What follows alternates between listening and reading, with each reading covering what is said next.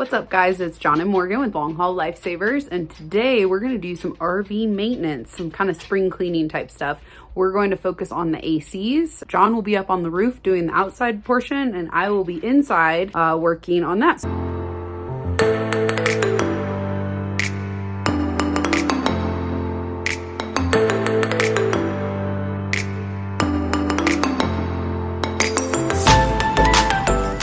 So let me show you guys what I'm going to be doing. We have 3 AC units on the roof. So John's going to be cleaning those from the outside. I'm going to remove all of these vent covers from the inside. I like to kind of rub my hand around the inside of the vent to clean out any dust or any grime that's, settled in the vents.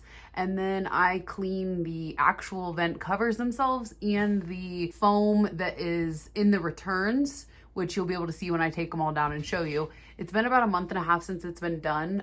We are currently in the desert and it is a little bit dusty here. So I'm expecting when I pull them down that they're gonna be pretty dirty, pretty gross. Between the husky hair, normal everyday life, and the desert dust, they should be pretty nasty. So I'll show you how I clean those, and then a little trick that I do to kind of help the house smell fresh afterwards. Quinn and I are in the closet right now because she is terrified of the air compressor, which if you've seen other videos, this is where she always ends up. But I just figured out that she does not mind the dryer. So I turned the dryer on to kind of comfort her, and she stopped shaking because now she can barely hear the air compressor. So when you're taking these out, these are not screwed in. They're just held in by retention clips.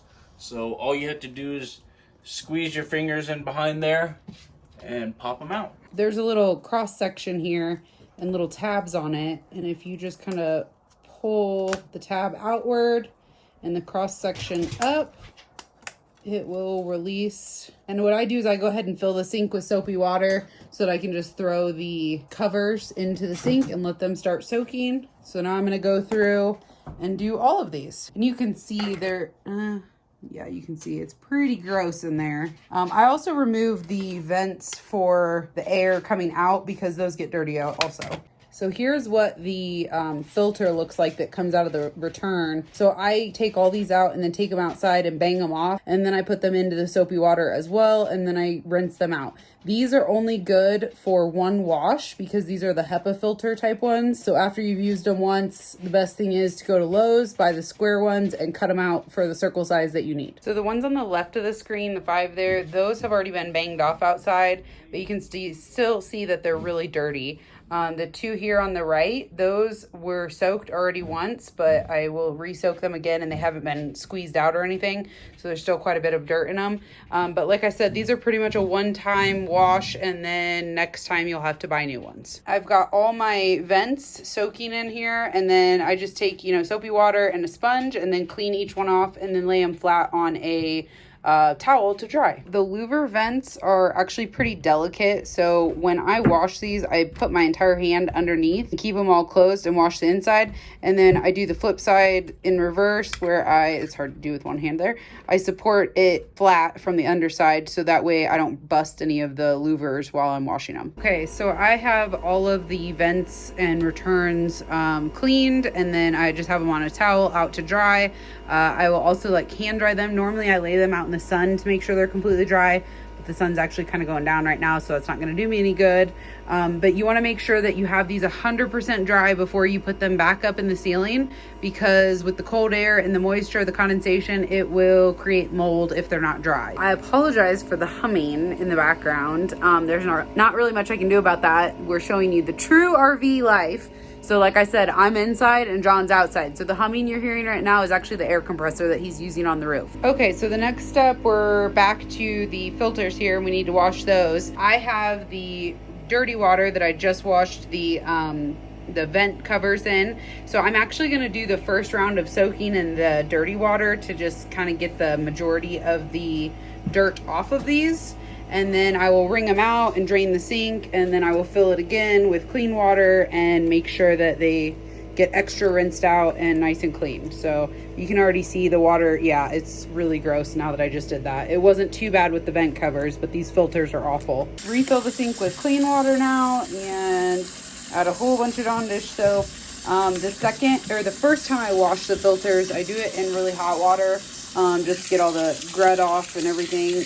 But the second time I rinse them, I do it in really not cold water, but pretty cold water, and that's to help maintain the shape of them. I've transferred them after soaking into a bowl here, and you can see how much better they look from just that real quick soak. Now, when you are kind of washing these in the sink, be real gentle with them, and then ball them all the way up and squeeze them. Don't try and like wring them out or stretch them, because then they won't fit properly in the vent, and the HEPA cover or the HEPA filter won't work properly if it's stretched out too much. Just go ahead and transfer these back into the clean water now, the soapy clean water.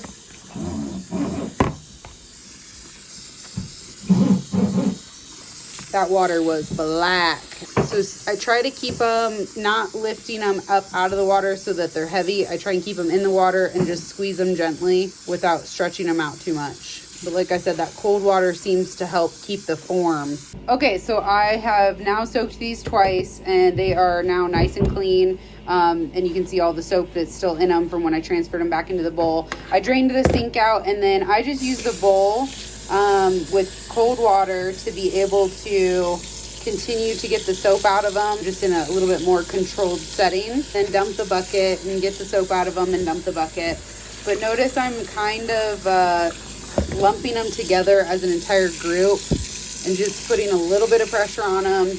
Like I said, not squeezing them too much that they lose their shape or their form. Now I have my clean filters there in the background in the bowl. You can see I have some peppermint essential oil. You can use whatever oil smell that you like.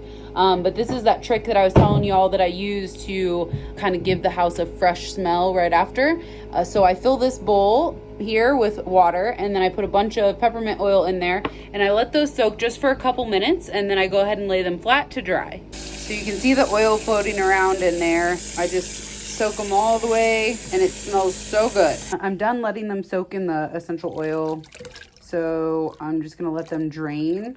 I'm doing it all as a group, and then just kind of squeeze just a little bit. And then I'm going to transfer them onto a towel to dry flat. I've got my clean filters all laid out on a towel. Typically, I would take these outside and lay them like on a picnic table or something and let them dry in the sun.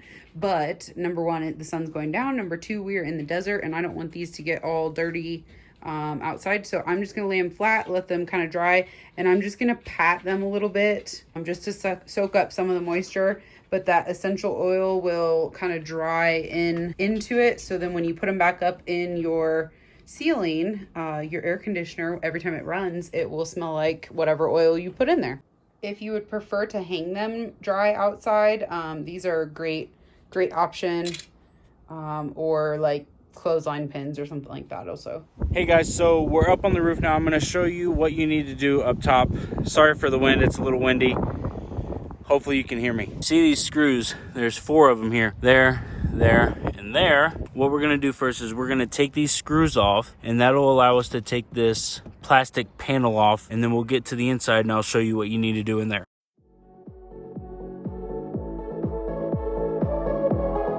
All these screws are out. That allows us to take off this plastic panel. Now we got the panel off, and I'm going to show you, we need to take this plastic piece off here, because these fins, these coils right here that run along the outside are for the heat dissipation. The way an AC works is it takes the hot air out of your RV. But it has to get rid of that hot air, and that's how these coils here do it. Now our condenser coil for the actual AC is in this plastic piece, so we need to take this off. We take this off by 4 nuts, there, and then 1 back there. And we're using a 3/8 socket for this. Now, I should mention what we're working on today is a Coleman AC. Now, this is gonna be pretty stationary even for Coleman or Dometic, depending on which one you have.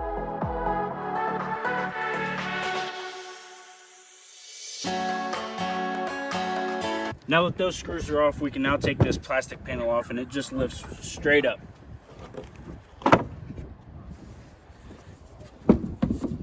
So now this gets into, this is the condenser for your AC. So like I said, the ones in the back, those are for heat exchange. This actually condenses the air and turns it into cold air.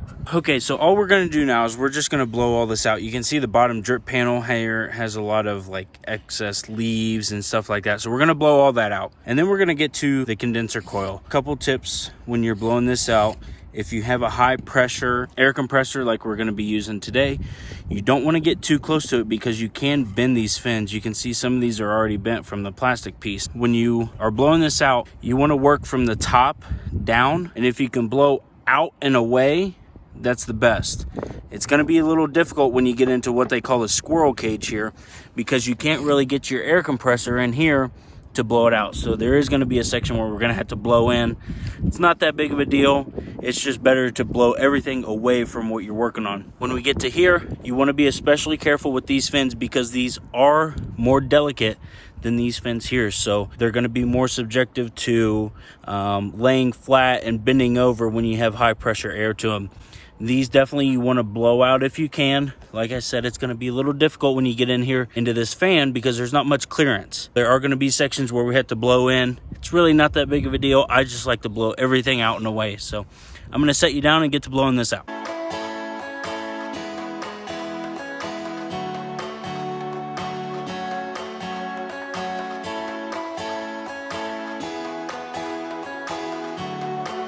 So we got the drip pan blown out. Got the big chunks of stuff. Now what we're going to do is we're going to blow out the coils. Now really the only thing coming out of the coils, sorry, our air compressor is running.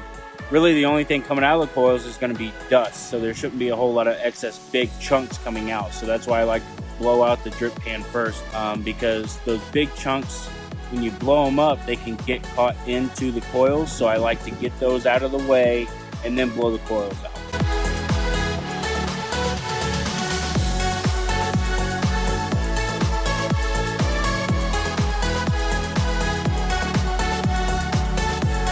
All right, so the last couple things we're gonna do is Kim had this Dometic advanced air conditioner coil cleaner. We can put this on and leave it on. So after we spray everything out, we'll go ahead and spray this on and just leave it. And then we also have this little nifty tool. It's a fin comb. So what it does, you find the right size and you stick this in your coils if you have any that are bent, and you just pull it up and it straightens them all out.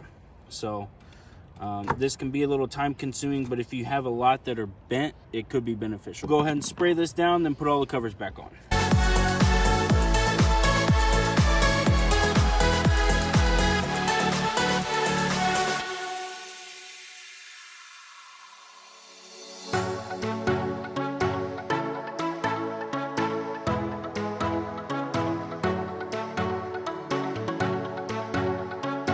You want to make sure you start all these nuts by hand first and then tighten them down because these are easily cross-threadable.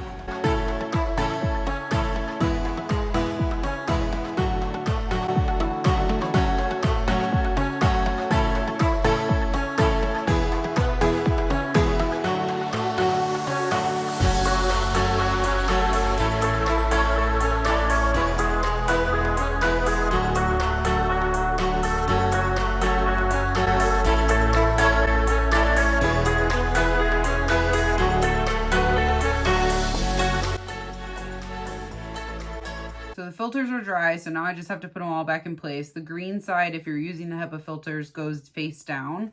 So that would be the side that you would see looking up at the ceiling. So these have little tiny teeth on them, and you want to, as I almost break it, gently pull them, the tabs out and push the teeth in to the little hole. They'll snap in, you can see right there. So that's what they end up looking like. So I'm going to put all these back together. So then the final step is to put them back up in the ceiling.